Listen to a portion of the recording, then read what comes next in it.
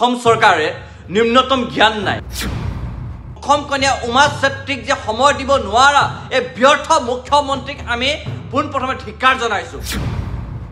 জনাইছো নন্দিতা গছলা বাইদেউ আপুনি ইউথ এণ্ড স্পৰ্টছ মিনিষ্ট্ৰী এয়াই কাম কৰি আছে নেকি আসাম ক্ৰিকেট এছ'চিয়েশ্যনে ক'ত কি কৰি আছিলে তেখেতসকলে জানে নে নাজানে এগৰাকী খেলুৱৈ কেনেধৰণে আদৰিব লাগে বুলি আজি ক'ত গৈছে চৰকাৰত থকা এই মন্ত্ৰী অমলাসকল পোনপ্ৰথমতে অসম কন্যা আৰু ভাৰতত ইতিমধ্যে যে বিশ্বকাপ বিজয় কৰি আহিছে উমা চেত্ৰীলৈ আমি অশেষ শুভেচ্ছা অভিনন্দন জনাইছোঁ আজি বিশ্ব জগতত অসম কন্যাই অসমৰ নাম পুনৰ এবাৰ জিলিকাই তুলিবৰ কাৰণে সক্ষম হৈছে তাৰ কাৰণে আপোনাক হাজাৰবাৰ আমি সালাম দিছোঁ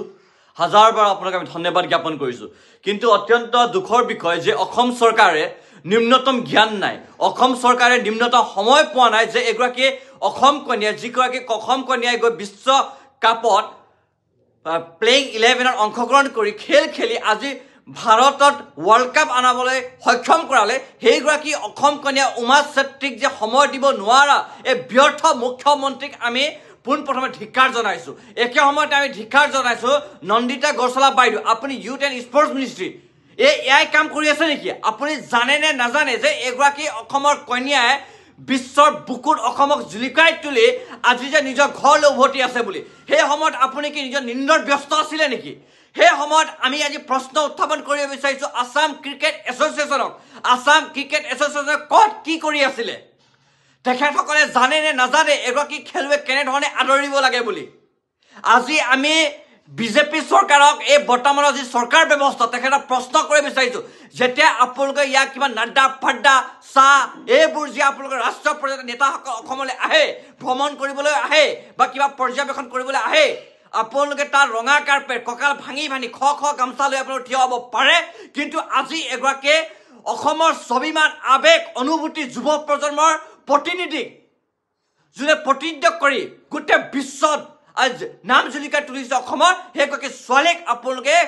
সময় দিব নোৱাৰিলে আৰু আমি ধন্যবাদ জনাইছোঁ সুদূৰ অসম গোৰ্খা ছাত্ৰ সন্থাক তেখেতসকলে মাছ দিখাও গৈ আজি উপস্থিত হৈ এগৰাকী অসম কন্যাক তেখেতলোকে শুভেচ্ছা আৰু সম্বৰ্ধনা জনোৱাৰ বাবে আজি আমি প্ৰশ্ন কৰিছোঁ উমা চেত্ৰী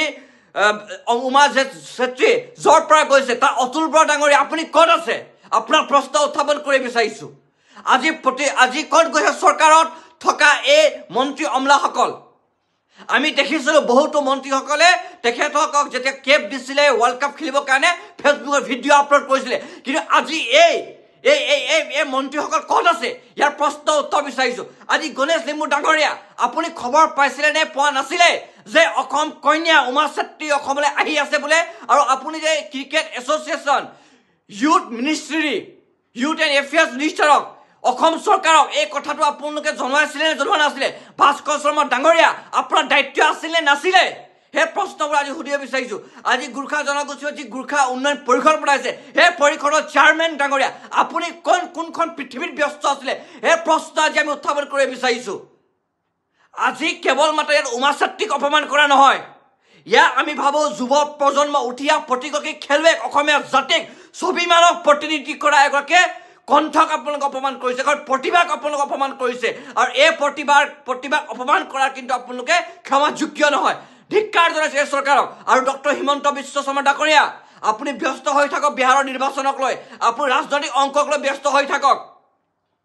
কিন্তু আজি এগৰাকী প্ৰতিভাৱান খেলুৱৈক যে আপোনালোকে ৱেলকাম কৰিব লাগে বুলি আপোনালোকে আজি সময় দিব নোৱাৰিলে আৰু ইয়াত পূৰ্বতেও এনে বহুতো খেলুৱৈসকল আছে যি খেলুৱৈসকল আপোনালোকে বাৰম্বাৰ অপমান কৰিছে গতিকে যি এই চৰকাৰক কোনো শব্দ নাই গৰিহণা দিবলৈ আমি গৰিহণাৰ ধিক্কাৰ জনাইছোঁ আৰু পুনৰ এবাৰ কৈছোঁ ইউথ মিনিষ্ট্ৰীৰ পৰা আৰম্ভ কৰি অসমৰ প্ৰতিটো কেবিনেটৰ মন্ত্ৰীসকলৰ ইয়াৰ কিন্তু পৰম আৰু গুৰু দায়িত্ব আছিলে ৱৰ্ল্ড কাপত অংশীদাৰ হৈ ৱৰ্ল্ড কাপ বিজয় কৰাই আমাৰ অসম সন্তানক আদৰিবলৈ কিন্তু দুৰ্ভাগ্যজনক কথা এইখন অসমত এনে এখন বিষয়াৰ অমলা হাতৰ ব্যৱস্থা আছে যাৰ হাতত আজি সময় নাই এখন গামোচা লৈ আদৰিবলৈ ইয়া হৈছে অসম চৰকাৰ আৰু ইয়া হৈছে যুৱ প্ৰজন্মৰ চৰকাৰ আজি আমাক বুকু কান্দিছে আপোনালোকে আজি আমাক কষ্ট দিছে যুৱ প্ৰজন্মক ইয়াৰ উচিত প্ৰত্যুত্তৰ দিব ইয়াৰ ৰাজনৈতিক কৰা সময় নহয় ইয়াৰ আবেগ আৰু অনুভূতিক সন্মান কৰা সময় কিন্তু ইয়াক আপোনালোকে সন্মান দিব জনা নাই আৰু ইয়াৰ প্ৰত্যুত্তৰ আপোনালোকে 1000% পাব আৰু পুনৰ এবাৰ কৈছো এই জনগোষ্ঠীৰ পৰা প্ৰতিনিধি কৰা জনপ্ৰতিনিধিসকল আপোনালোক ধিক্কাৰ গৰিহণা যোগ্য জনাইছো আপোনালোকক